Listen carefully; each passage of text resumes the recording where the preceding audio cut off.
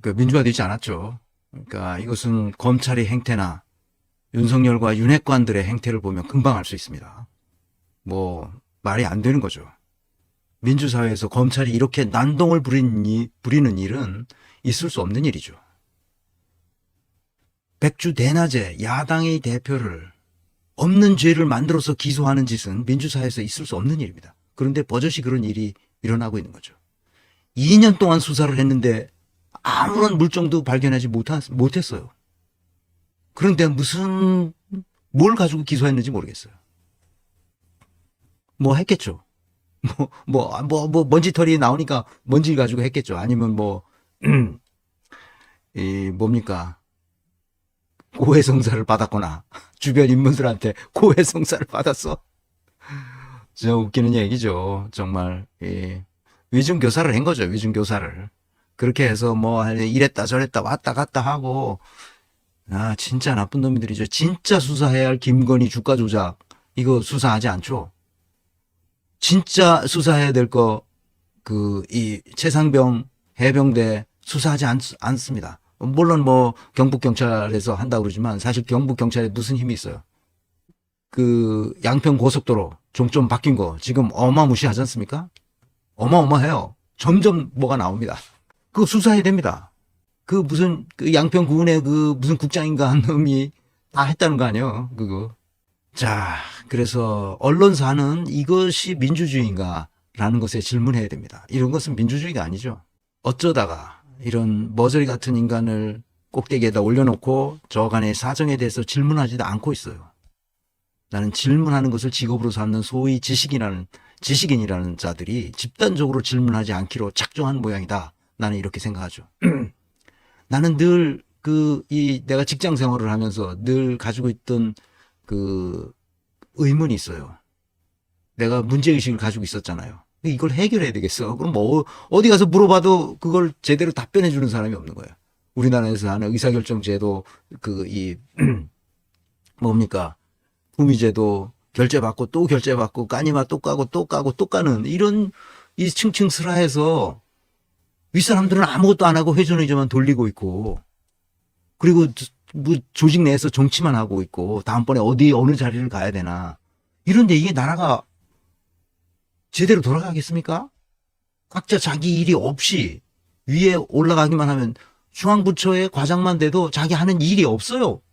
아니 중앙부처 과장 아니라 이런 지방행정 단위에 가도 과장만 돼도 할 일이 없습니다. 여러분 동장이 무슨 일을 합니까? 우리 동네 주민센터 동장이 뭘 해요? 하는 일 없습니다. 다 일하는 사람들은 그 밑에 사람들이 한다고요. 어떻게 이렇게 됐지? 나는 그게 굉장히 의문스러웠어요. 근데 저에게 행운이 온 것은 나도 당시 서독 연방은행에 연수를 가게 돼서 내 연수를 가서 보니까 독일 사람 전혀 그렇게 안 하는 거야. 각자 다 자기 일이 있는 거야. 놀랍잖아요? 그래서 내가 여기서 공부해야 되겠다 이렇게 생각한 거죠. 근본적으로 잘못됐다는 거예요, 이게. 그래서 한 사람에 의해서 대한민국이 이렇게 무너져 내리는 이토록 엉성한 민주주의 체제를 그냥 놔둔 채 자기들의 안위만을 생각하면서 개혁하라고 할 때 아무것도 하지 않고 물러난 사람이 있죠. 왜 개혁하지 않았느냐고 질문한 사람이 없습니다. 문재인에게 질문해야 됩니다. 왜 개혁할 절호의 기회를 다 날려버렸냐고 문재인에게, 이낙연에게 계속 질문해야 됩니다. 우리는 이 문제의식을 가지고 있질 않아요. 그냥 지나갔으니까 이제 끝낸다. 이렇게 생각하면 안 됩니다. 계속 질문해야 됩니다. 왜 안 했냐고. 할 수 있을 때 왜 안 했냐고. 대통령직을 끝내고 멋진 집을 짓고 사람도 많이 살지 않는 시골에다 책방을 내는 저 이상한 심리에 대해서 질문해야 됩니다. 당신은 뭐 하는 사람이냐고. 그 시골에다 책방을 그렇게 내면 거기서 책이 팔립니까? 나는 뭔가 잘못돼도 한참 잘못되었다고 생각합니다. 거기 몇 사람 살아요, 그 동네에. 거기를 관광지로 만들려고 해요? 문재인은 전직 대통령이에요.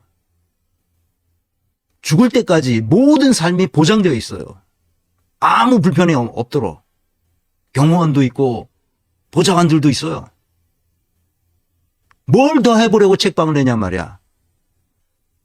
뭘 자기들 그 주변에 있던 이 똑똑하지도 못한 사람들 데려다가 사이제라는 조직을 만들어서 사람들을 끌어들이는지 난 이해를 못하겠어요. 자기가 한 일이 있잖아, 지금까지. 아무도 이런 상태에 대해서 질문하는 사람이 없다는 말입니다. 개혁하라고 할 때는 눈도 깜짝하지 않고 있다가 자신의 지지율만 챙기고 있다가 퇴임한 후에 민주주의 어쩌고 남북관계 어쩌고 하는 저 얄팍한 수작에 대해서 아무도 질문하지 않는단 말입니다. 이상하지 않습니까? 나라가 이 꼴이 됐는데 지금 자영업자들이 죽어나가는 판이에요. 나는 문재인이 국민의 일반 의지를 저버린 저 행태에 대해서 아무도 질문하지 않는 것을 매우 이상하게 생각합니다. 자영업자를 포함한 수많은 사람들이 생계의 한계에 내몰려 있어요. 민생이 도탄에 빠졌고 그 책임이 문재인과 이낙연에게 있음이 명백함에도 그 책임에 대해서 아무도 질문하지 않고 있단 말입니다.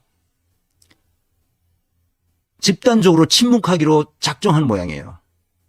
그러나 나는 앞으로도 문재인에게 이낙연에게 계속 질문할 것입니다. 왜 개혁하지 않았느냐고. 그 좋은 기회를 왜 그냥 버렸느냐고. 왜 국민의 의지를 배신했느냐고. 왜 문재인은 철석같이 했던 선거 공약을 자신의 약속을 지키지 않았느냐고. 무슨 사정 변경이 있었느냐고. 나는 질문할 겁니다. 약속을 지키지 않는 정치인에 대해서는 그에 상응하는 처벌이 가해져야 한다고 나는 생각합니다. 약속을 지킬 수 있는 환경 조건이 충분히 마련되었음에도 불구하고 왜 그 약속을 지키지 않았느냐고 질문해야 합니다. 사적인 약속이 아니라 7,500만의 결의 앞에 약속한 것을 헌신짝 버리듯이 버려버리는 저 행태에 대해서 우리는 계속 질문해야 됩니다. 이 질문은 정치인이라면 누구에게나 마찬가지로 적용될 것입니다. 약속했으면 반드시 해내야 됩니다. 사사로이 개인적으로 약속한 게 아니잖아요. 온 국민 앞에 약속한 것을 어떻게 그렇게 헌신짝처럼 버리느냐 이 말이에요.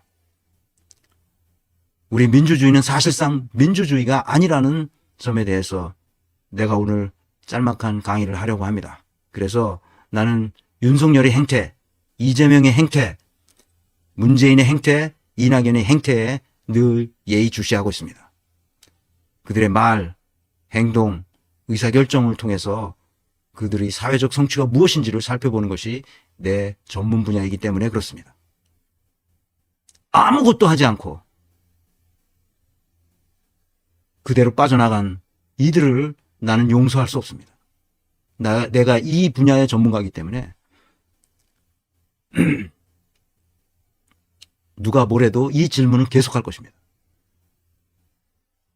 윤석열이 탄핵되는 그날까지 계속할 것입니다.